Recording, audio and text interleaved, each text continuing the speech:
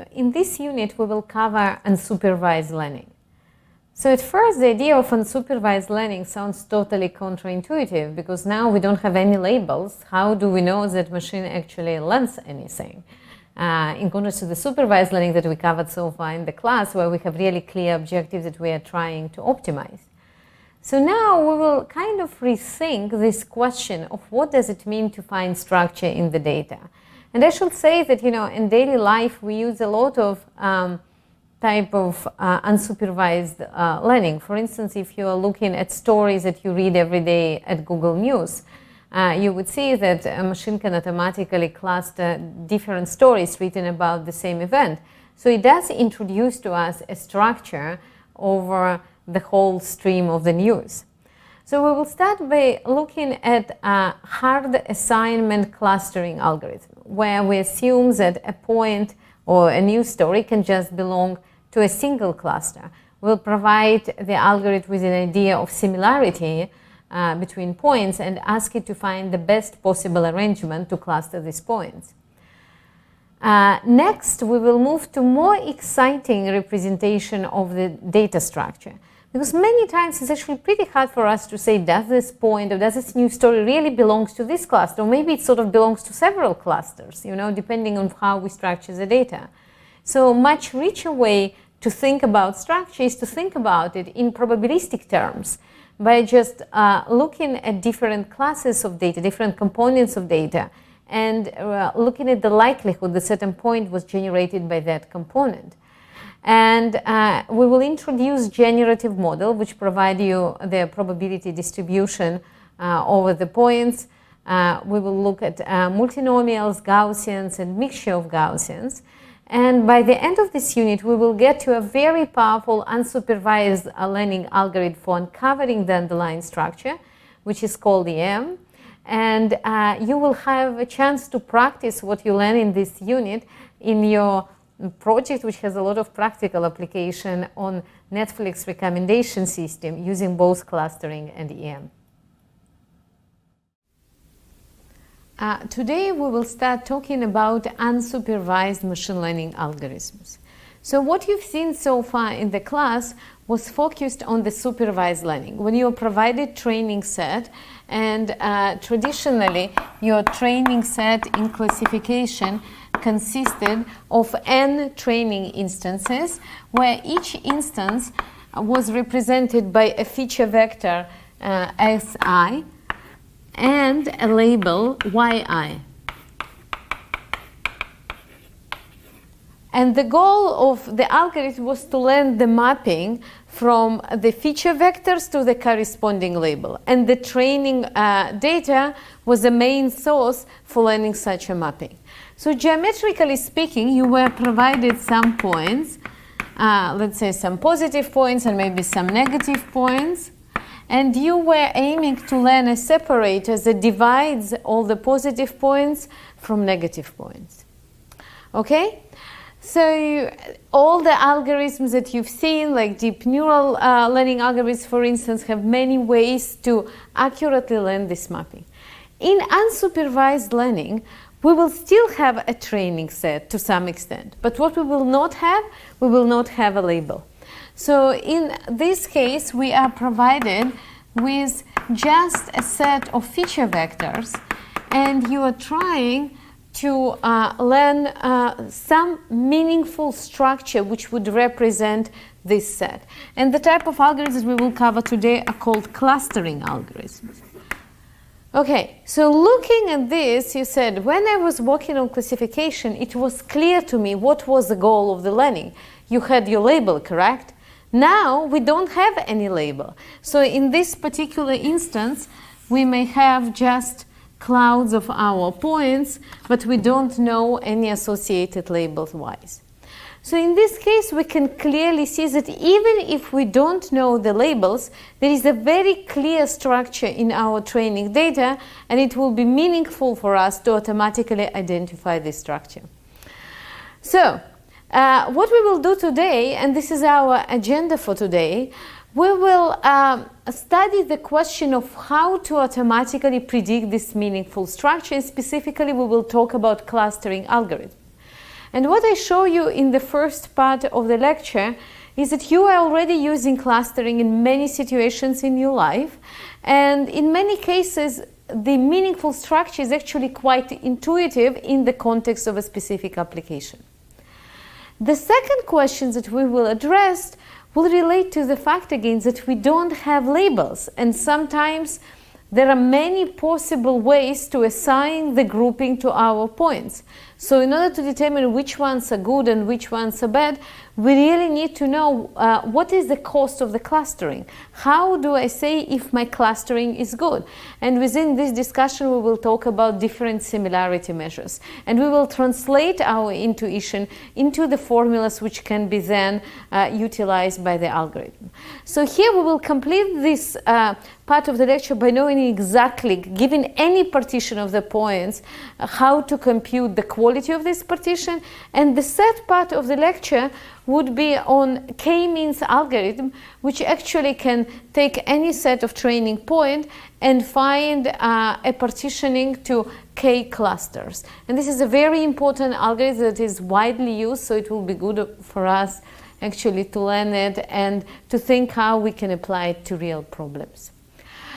So let me first start by talking about clustering from the application perspective. So one of the most common applications where we are using clustering is to help us to visualize information and to improve our access to information. Consider, for instance, Google News.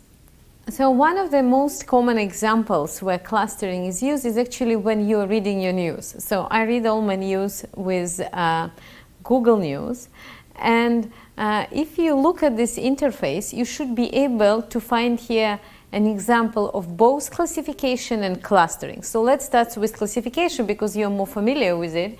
You can see that here every single piece of news is classified as belonging to one of these categories, like US news or world news or local news and so on. This was a classification because we had a limited set of tags and we were trying to classify every piece of news to one of these categories. Now let's look at an example of clustering. If you look now at the story about elections in Mexico, you would see that in addition to the top story, they also provide the whole set of stories that were written about this event. And similarly, we can see it about the second event and the sports event. Instead of just showing one story about the event, Google News clusters all the coverage about current event and provides you access to the whole group of stories about the single happening. And you can decide which one you want to read. So now let's think computationally, what do we need to do to build this kind of clustering algorithm? Obviously, we don't have all the knowledge to implement it right now. We will have it by the end of the lecture. But let's connect to what we already know. So the first thing that we need to do in order for us to group the stories, we need to have some computational mechanism to compare the two stories to decide whether they're similar to each other or not. So we can use a bag of word approach that we extensively discussed to represent every story, and then we will use some measurements comparing the vectors that represent the first story and the second story, for instance, cosine similarity. So now for every pair of stories you can say how close they are, and then you need to have a clustering mechanism that actually enables you to effectively group similar stories together, and that's exactly what enables us to produce this type of representation, this type of clustering. So whenever you're thinking about clustering, you can think to all these points which are close to each other, and in this case close in semantic space. So again, what were the three steps when I did the computation? I found out a representation of the stories, which was bag of words approach. Then we need to decide how to compare each of these representation, in this case vectors, and the third one is to do the clustering algorithm itself. Now let's move to another example. So Google News example is an example of use of clustering for visualization. Let's look at a very different application of clustering, and this time for data compression. So the specific application that I will talk about is called image quantization. Image quantization. So let's assume that a typical picture is typically would have 1024 by 1024 pixels. Now each pixel is encoded by 24 bits because you have 8 bits for red, 8 bits for blue, and 8 bits for green. Okay?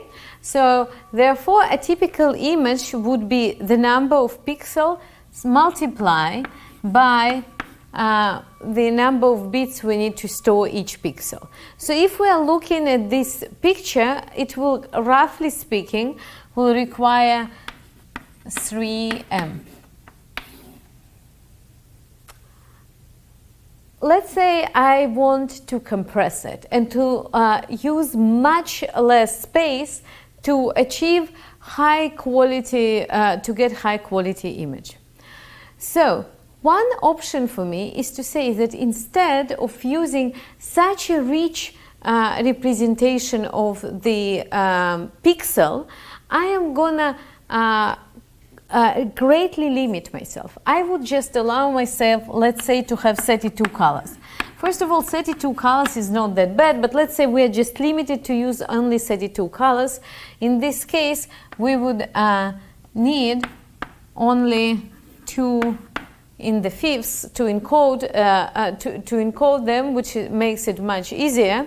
So now, if we are looking at the same pictures that we had before, we will have 1024 by 1024 pixels, and then each one of them would be just represented by 5 bits.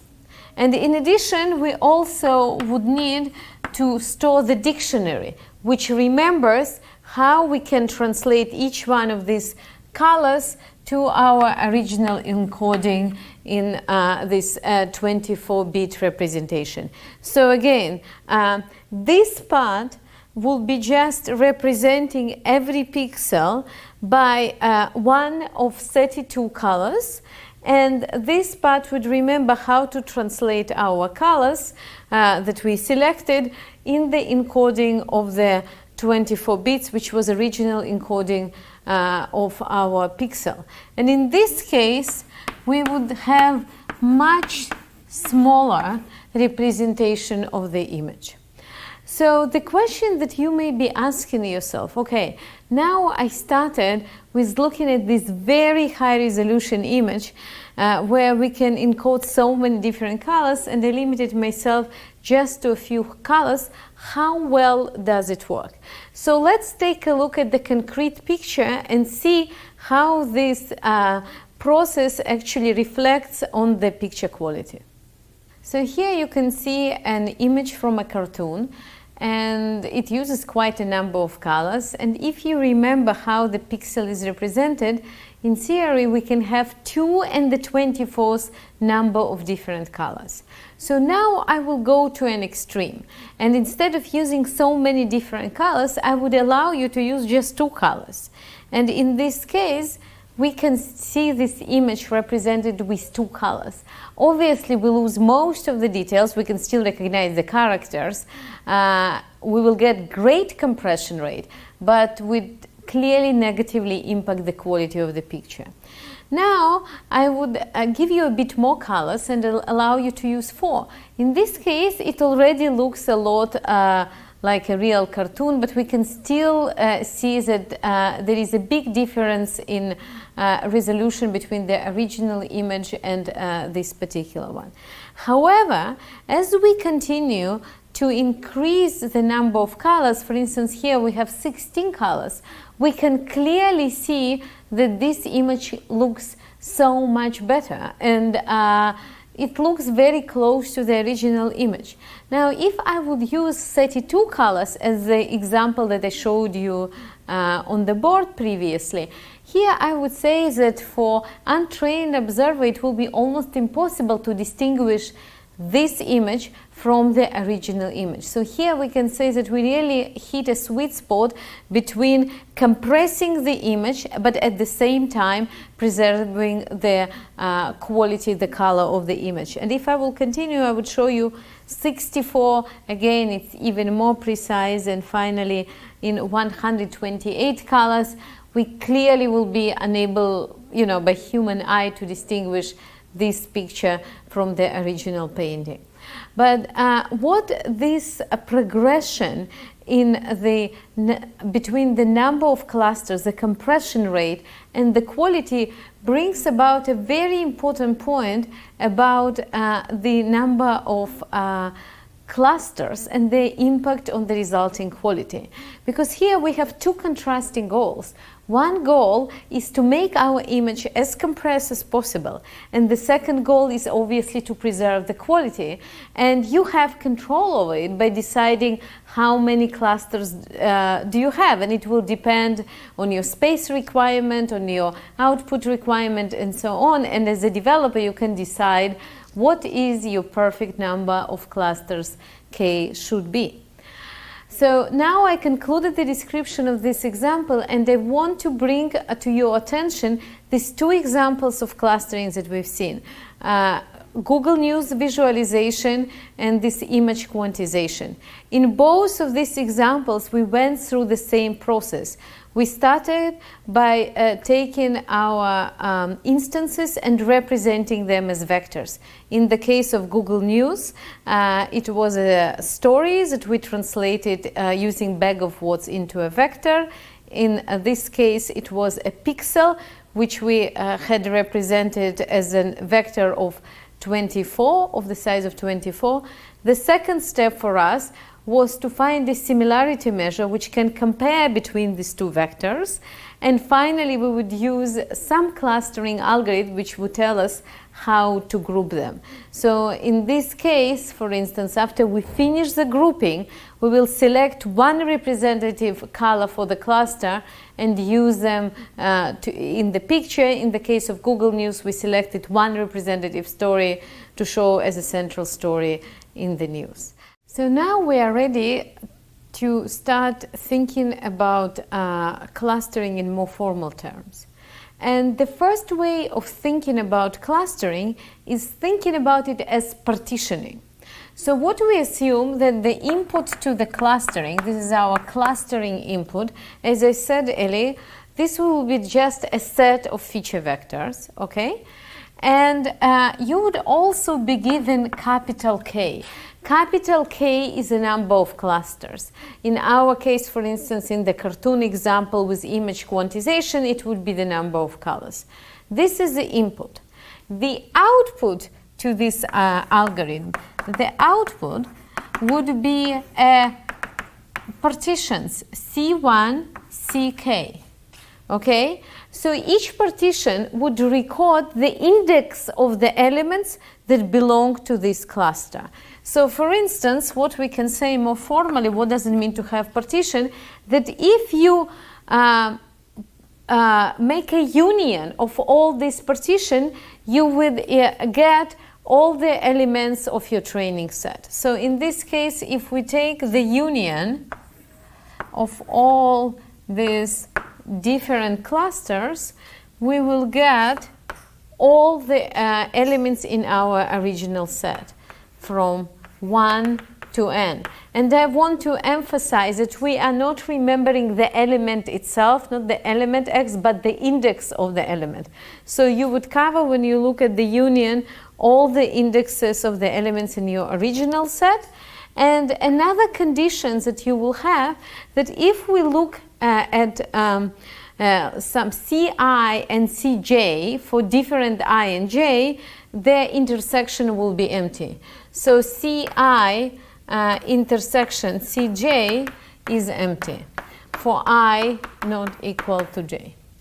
So in other words, what we're going to be looking at is a hard clustering, where every element just belongs to one partition. So this is one way to think of clustering, is just grouping of the elements. There is another important view which we will use today during the lecture, is to think about clustering in terms of their representatives. We can think about clustering as representatives, selecting representative.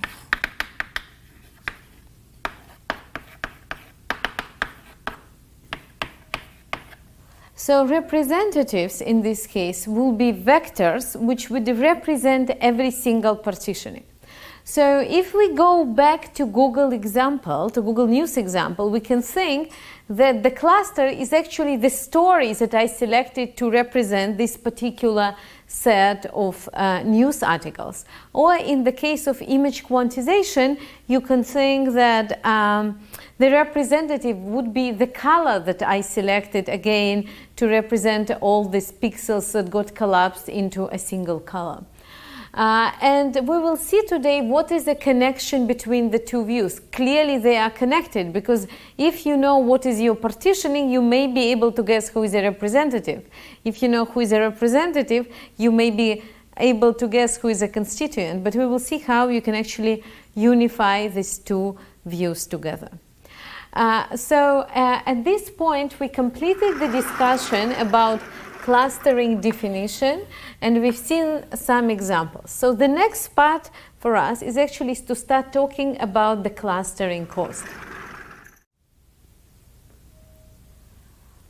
So the question that we now need to discuss is how to define the clustering cost. And this is a real question. Let's consider the following sequence of points. I'm intentionally going to draw it twice, the same points. Okay, this is one set of your points, and I'm copying it as much as I could to make it look similar over here. Okay, this is the same set of points. Okay, roughly. So looking at these points, let's say I'm forced to divide it into two clusters. Somebody told me I have to divide it into two clusters. So maybe I can divide them this way into two clusters. Or alternatively, I can divide them this way into two clusters. So how do I know which one of them is better? So I need to have a cost which will take any possible partitioning of these points and tell me this one has cost 5. This one maybe has cost 2. That's why this one is preferable for me. What we will need to do, and let's just look one step further where we are going with it in the lecture. If we have this kind of cost, we can then look at the optimization algorithm, which will go and find the best partitioning with this cost. But first of all, we need to decide how do we define the cost? And there are many, many ways to define the cost of the partitioning.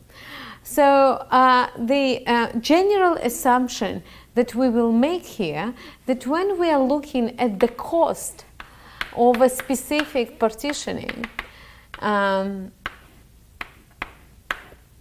you notice I'm going from 1 to k because we have k clusters, we would assume that it will be sum of costs of individual clusters.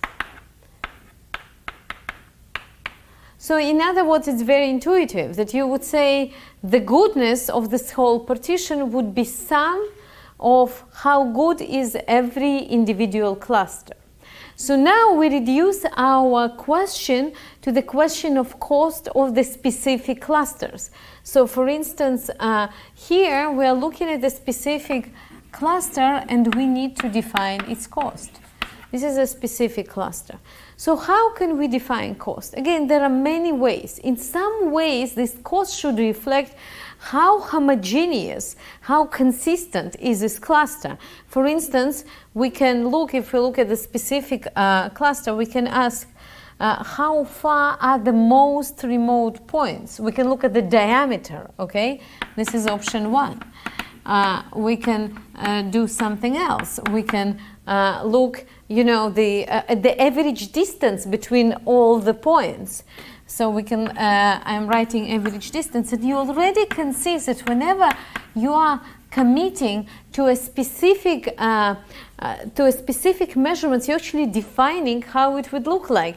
If you're looking at the diameter, then the outlier will be determining your cost. If you look at average distance, then all the members in some way will be contributing.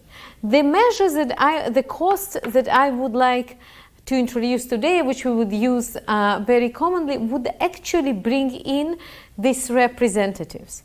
And what this measure will do, it will determine the cost of the cluster by comparing the distance between all the members of the cluster and a specific representative. It means that whenever I'm giving you a specific cluster, I have to give you the representative, because then you would be able to go and compute for me the cost.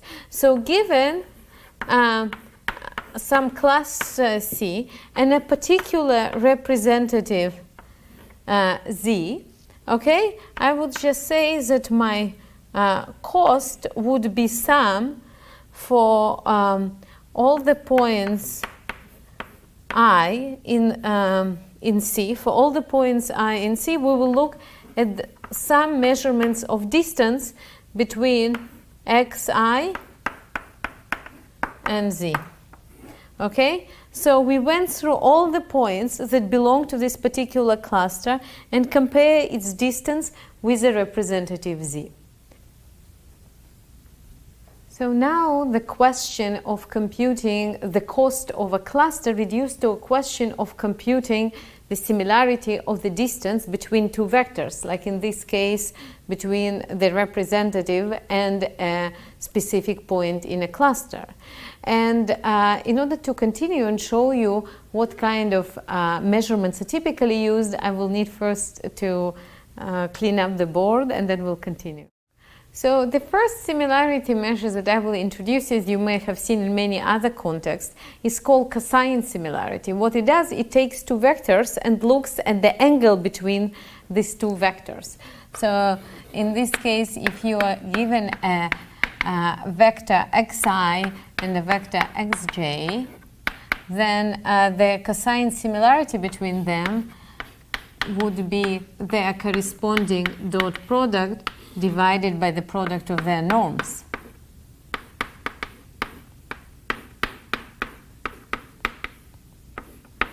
Another common measure that is used is actually a distance, not a similarity, a distance metric, which just looks at the distance between points in the space, and it's called Euclidean square distance.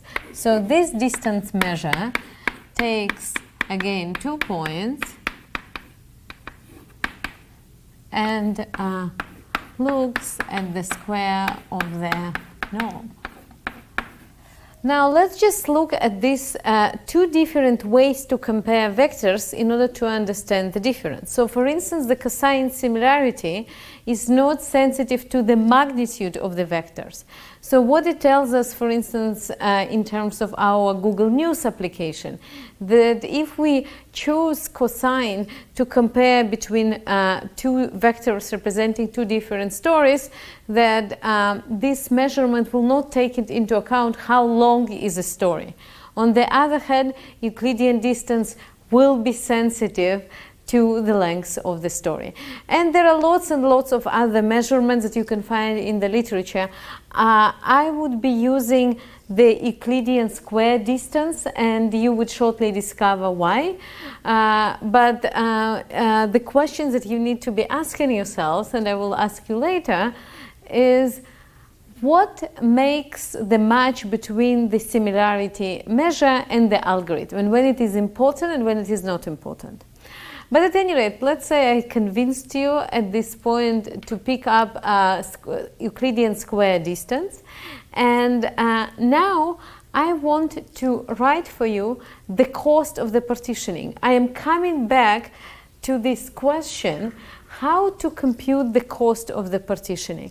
And as I said earlier, what I would want to do, I would want to define the cost of the partitioning in terms of the distance, in this case Euclidean square distance, between the elements of the cluster and the representative.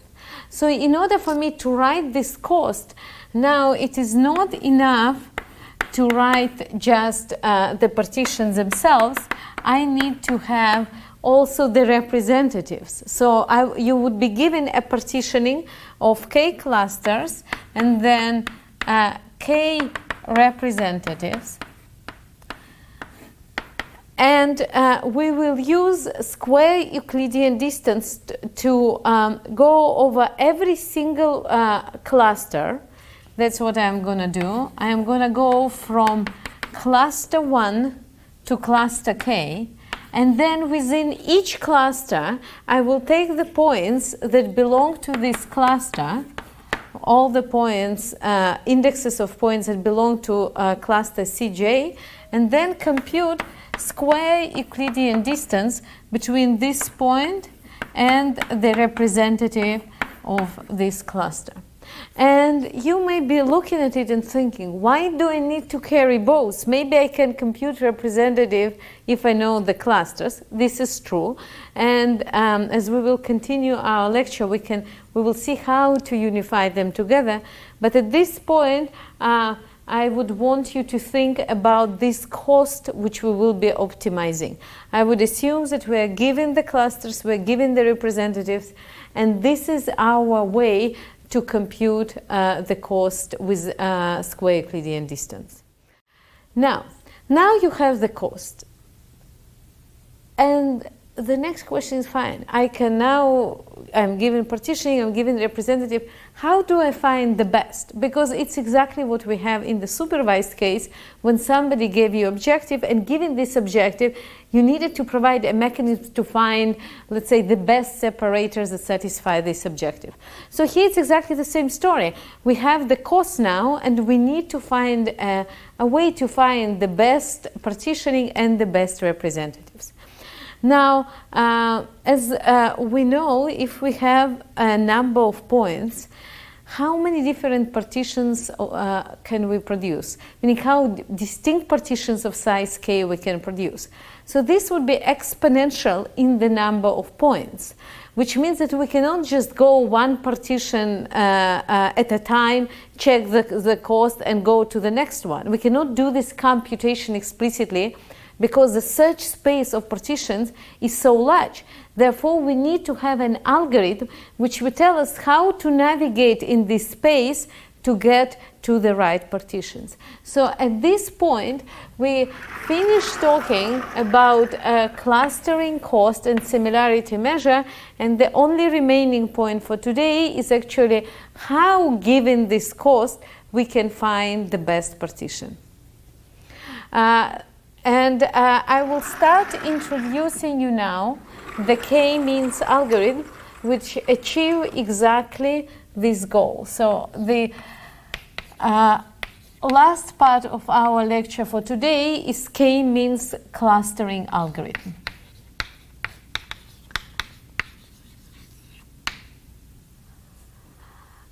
So the way I would like to explain you before I actually write the formulas, I would like to show you how this algorithm works. How does it define the clusters? And intuitively speaking, what it will do, it will take a selection of points, a whole space of points, and then randomly assign the representatives. Okay? Then every representative will draw to itself the participants which are closest to it. Now, we will have several clouds which are associated with this representative. But when this assignment happens, we may decide to select a new representative. And after the representatives are reassigned, we can now go and draw different partitions, and we will continue this process until convergence. So let me show you how it works on a specific example. In this particular instance, let's just look at the example before we see the detailed writing of the algorithm. Let's see how it may be working on a set of points. So let's say here I'm deciding to identify 3 clusters. So we would have red, blue, and cyan. This is our initialization. You can see that these centers were totally randomly selected. The next thing that we will do, we would let every representative to draw the constituents which are closest to it. So you can see that all the points which are closer to the red representative happen to be close to it, and similarly you can see the blue and the green ones. Now, even before I will show you the next slide, you can look at it and say, oh, this is really funny, because in this blue cloud, the representative which is supposed to represent all of them is somewhere on the outskirts. So the natural thing is actually to move blue to be really here closer to the center, and similarly to move red to be closer to the center. And that's exactly what we will do now. And we move them closer. So we have a red in the middle, blue in the middle, and cyan closer to its own original representatives. But now what we can do, we can again find for each point the representative which is closest to it. And we need to do it anew, because as you realize here, now since the representative moves, for every point they need to decide again who will be the closest representative. And in this case, we can see again there was some movement. We see more red, and some points which were originally maybe blue became red, and so on. And we can continue this process again. Blue is located very far from its constituent. The more natural move is to move in more central location, and that's exactly what we see here. And we can continue this process, and eventually we will generate more stable clustering which divides all these points. So what you've seen here is an example of of a run of k-means algorithm, and what we see that there were two parts. One part is when we randomly assign the representative, and then every point was looking for the best one, for the best color for itself, and then we find we revoted the representative according to that cloud. And we'll continue this process until convergence. So now let's look more formally on how this can be described in terms of our cost that was just introduced before we went into this example. So now let's start writing the k-means clustering algorithm. And it would follow the steps that I just demonstrate you on the example. So k-means clustering. We will start by randomly initializing our representative. So randomly select z1, zk. Okay? And we will talk shortly about different strategies of how to do random initialization, but for now just to assume we totally randomly selected them. And then we will iterate over the following two steps. So the first step would be given fixed z1, zk, the representatives are given to you.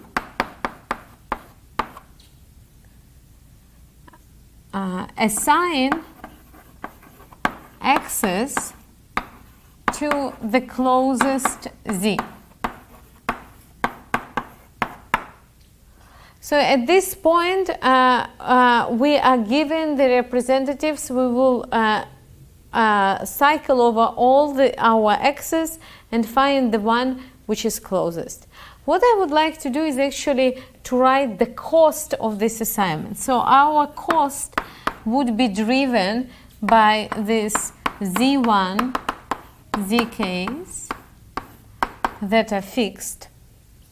And what we will have to do, we will have to go from all the points in our set and then find for it the closest representative. So we have the representative from 1 to k, j from 1 to k, and now we will compute xi minus zj squared.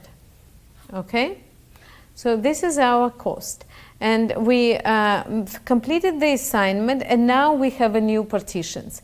Since we have a new partition, we need to reassign the representative which would be good for that partition. So given partition C1, CK, find the best representatives. And representatives Z. Now, what do we mean by the best?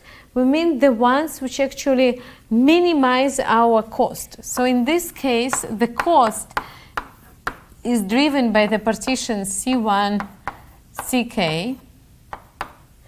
And the best we can do here is to find over all possible Z's, Z1, ZK, those which will minimize the total cost of the partitioning. So we will go J from 1 to K, and then for every point in the cluster, we will compute its distance from the representative. So again, what are we doing here? We have the partitions. We will go and try to find the best assignments of the representatives in such a way that if for every point we compute its distance from the representative, we achieve the minimum. So let's just look at this algorithm. And there are a few questions that we need to answer here. As if you look in the second A step of the algorithm, I am actually telling you exactly how to find assignment for every point x. It just will compute its distance to all the existing z's and find the one which is the closest. There is something different happens in this step, because in this step I'm just telling you I want to find the best representative which optimize this cost, but I don't really give you a mechanism for doing so. And what we will do here is what we have done when we were talking about supervised learning. We will now look at this objective, take a derivative with respect to variable we're interested in, make it equal to 0, and it will give us an idea about the value of this z. So let's be more concrete here.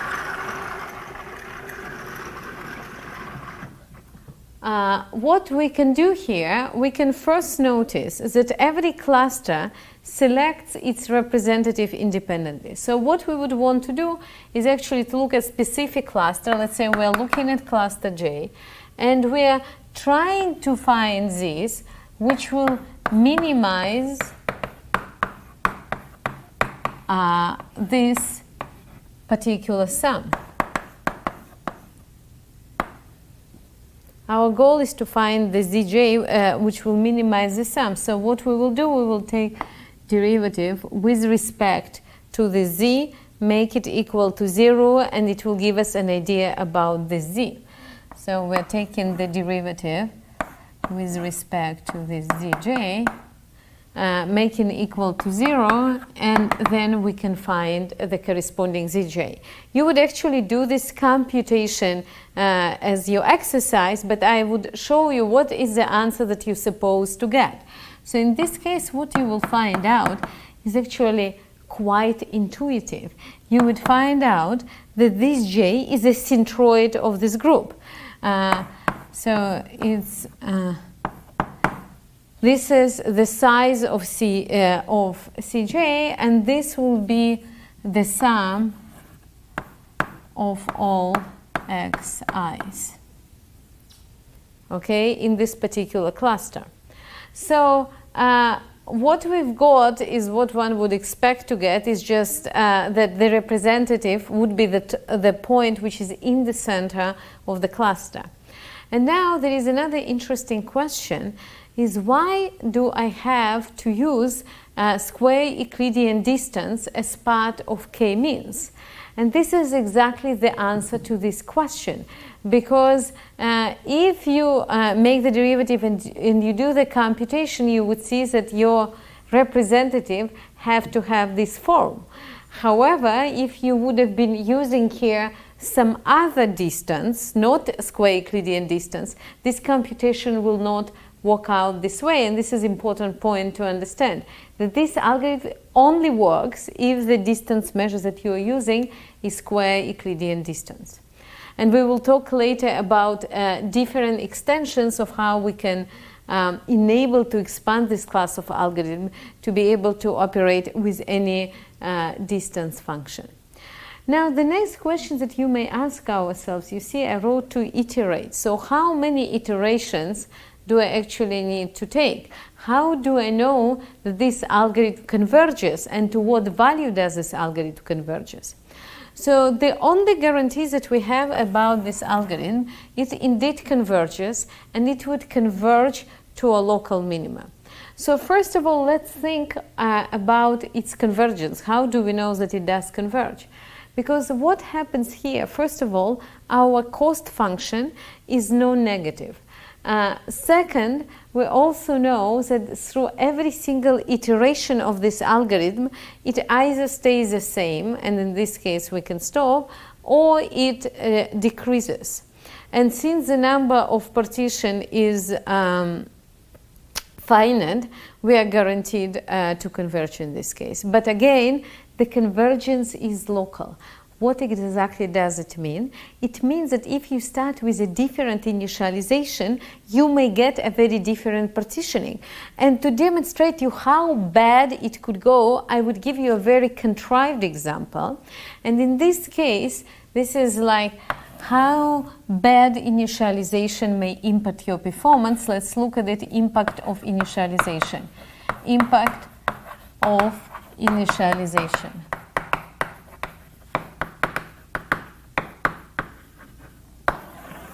So I will give you this scenario where the answer to you would be very clear. I would assume that I have naturally, this is the input to my algorithms, 3 clusters, okay? So we will have 3 clusters, 3 balls of points, and they will be tiny. They would have a radius of delta, okay? But obviously the algorithm doesn't know, it has to uncover them. But these balls would be very much separated from each other. The distance between these balls is going to be some b. And we know that delta is orders of magnitude smaller than b. So the clusters are tiny, the distance between these balls is very large. Now, let's think about the following question. If we did a good job, and if we really computed these balls to be the way I drew them, and those will be the 3 clusters, you can imagine that centroid will be somewhere in the middle of each cluster, and the cost that you're going to be encountered would be something in the order of magnitude of delta squared, correct? Because you look at the square distance between the center and every point, something of that nature, correct? And multiply, because we have n points, it would be n multiplied by delta squared. Now see what happens if I'm going to do bad initialization. And the bad initialization I'm going to do will be the following. The first center that I'm going to find is going to be here. And the second is going to be, and the set are going to be located here. Okay? So let's call them, this would be Z1, Z2, and Z3. Okay, let's see how do they behave. So now, after I put this initialization, what will happen? Points in this cluster are pretty happy because they would be close to this center and they would stay here and not move.